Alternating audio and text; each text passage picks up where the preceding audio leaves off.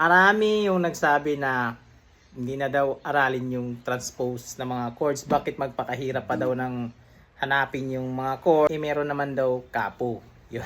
Hindi na natin aralin yung mga kasunod na transpose kasi may kapo. So ang gagawin natin, magkakapo tayo sa first fret. Mayayari sa kanya is meron tayong F, D minor, B flat, at meron tayong C. Yan. So dahil nakabase tayo sa kapo, gagawin natin, usod na naman natin ng isa. Yan. So magiging F sharp na siya. Pero sa chords natin, ganun pa rin, gagayahin pa rin natin. Meron pa rin tayong itong shape na to. Yan, E shape. Then meron na tayong D sharp. Ito magiging B. At ito naman ay C sharp. Yan. So nag-work yung kapo. Paano naman ngayon kung itong E na ito, nataasan ng konti yung singer natin? Transpose tayo into E flat. Kapo pala sa 11th fret. Try natin, kapo natin yung 11th fret. So, kakapo tayo ng 11th fret. Din gagawin natin yung E. Yan.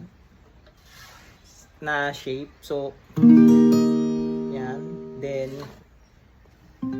yan. Tapos, ito. Ganon. So, honest lang, may nagkakapo pa ba ng ganito dito? 11th fret? Or mag-ukulele na lang tayo?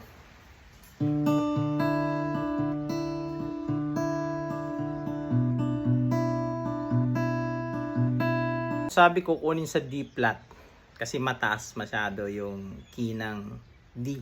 Ito na natin gagawin yung G na shape, din intro ng narda. Then pag mag-chords ka,